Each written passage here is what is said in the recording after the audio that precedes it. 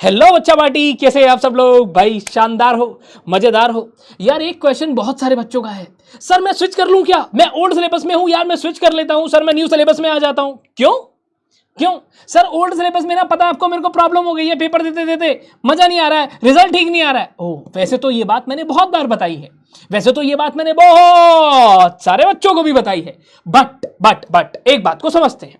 कह रहा sir switch क्यों करना है? सर देखो, मुझे नहीं सही आ रहा ना रिजल्ट यार, ओल्ड दे दे कि मैं थक गया हूं। ओके, मैं नए वाले में आना चाहता हूं। देखो बेटा, कभी भी स्विच करना कोई भी सॉल्यूशन नहीं है। अब मैं आपको एक दो इंस्टेंसेस बताता हूं जिसके अंदर बच्चा अगर स्विच कर रहा है कोई प्रॉब्लम नहीं है। पहला सिनेरियो, अगर आप कहते हो आपने आज तक एग्जाम दिया बट आपके पास कोई भी ग्रुप, कोई भी एग्जाम अभी तक नहीं निकला। ग्रुप और एग्जाम या तो आपने दिया नहीं है या तो कुछ भी निकला नहीं है। अब मैं एक और बात करता हूं कि सर कुछ भी क्वालिफाइड नहीं है, कुछ भी क्वालिफाइड नहीं है।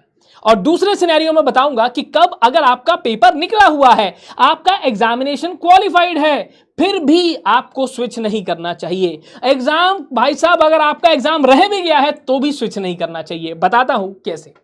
क्या सर, अगर मैं एग्जाम की बात कर रहा हूं तो आपने कहा कुछ भी पास नहीं हुआ। हाँ, आपने पहले पेपर दिया है। हाँ सर, पेपर दिया है। जिन्होंने पेपर नहीं दिया आज से पहले, ठीक है, तो आप तो भाई साहब सीधा सीधा न्यू में आ जाओ, कोई दिक्कत नहीं है, कोई दिक्कत नहीं।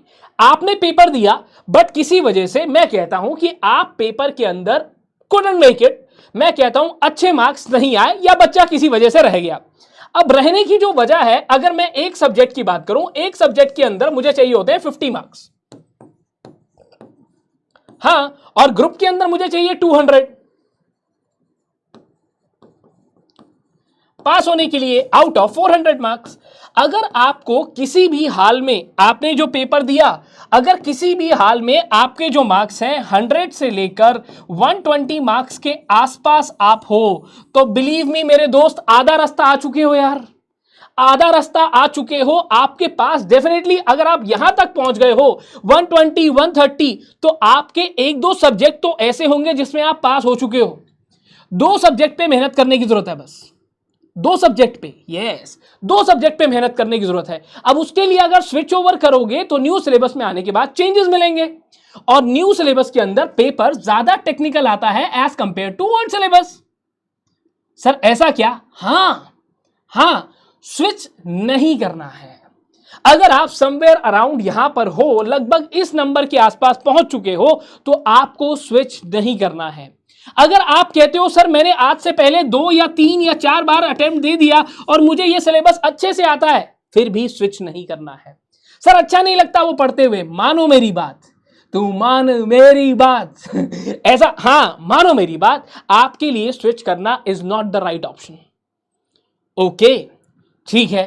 अगर मान लो, चलो अब एक और बात करते हैं, सर ग्रुप में इतना नहीं स्कोर कर रहा हूं मैं, फिर सर एक इंडिविजुअल सब्जेक्ट के बारे में बात कर लेते हैं। Individual subject, let's talk about एक सब्जेक्ट के बारे में बात कर लेते हैं।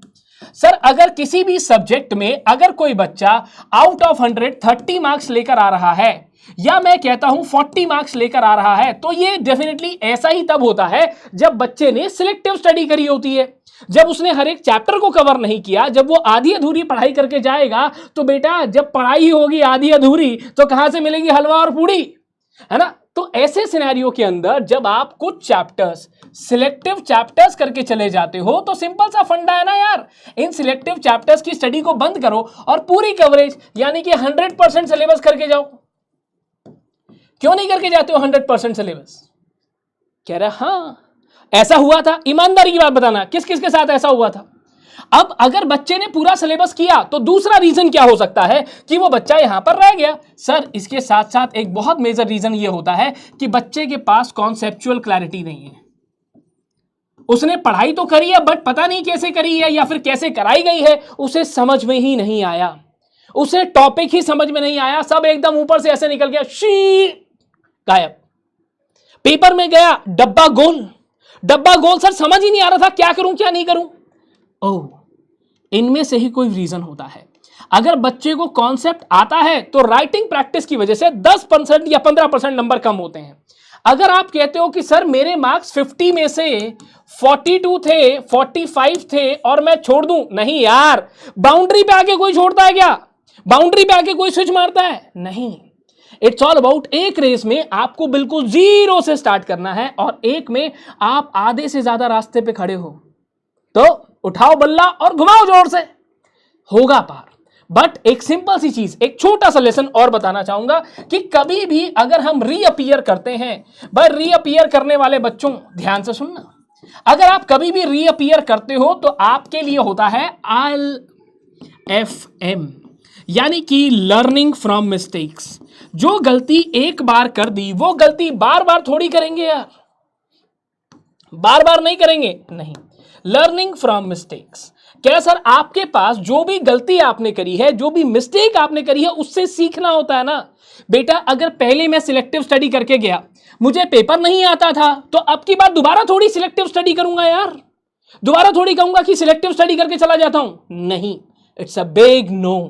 पहले अगर कॉन्सेप्चुअल क्लैरिटी नहीं थी तो कोई बात नहीं, क्लासेस लो, पढ़ो दोबारा से, उन कॉन्सेप्ट को क्लियर करो। दोबारा सेम मिस्टेक के साथ पेपर में नहीं जाना है। गलतियां, अपनी गलतियों से सीखने वाला बंदा समझदार होता है, बट वाइज मैन वो होता है जो दूसरे की गलती से भी सीख ले। अगर कोई बच्चा रह गया, ठीक है, वैसे मैंने वीडियो बनाई हुई है, why 90 to 95% students fail in competitive examination. अब उसके अंदर मैंने हर एक बच्चे से बात करके वीडियो बनाई कि आपके साथ क्या हुआ, आपके साथ क्या हुआ। और एक और चीज बताऊं, एक और फंडा, वैसे तो ये बच्चे रीअपीयर करने वाले ऐसे नहीं होते, पर एक चीज, एंड मोमेंट स्टडी बंद कर दो यार, एंड मोमेंट स्टडी बंद कर दो। बच्चे जून में पेपर है, जून में पेपर है, आके बोलते हैं कि सर 15 मई को एडमिशन लिया मैंने, 15 दिन में CS बना दो। मैंने कहा अच्छा अच्छा अच्छा, मैंने कहा और 10 दिन में चांद पे चढ़ा दूं। ऐसा नहीं होता है भाई, ऐसा नहीं होता है। प्लीज समझो, आज ही समझो और आज से ही शुरू करो। ओल्ड में हो तो ओल्ड में रहो और कर डालो मेहनत, कर डालो मेहनत, दिखा डालो कि अपन ओल्ड में हैं और ओल्ड में ही फोड़ के रहेंगे। और ओल्ड का तो रिजल्ट भी 15% आ रहा है यार, ओल्ड का तो रिजल्ट भी 15% आ रहा है।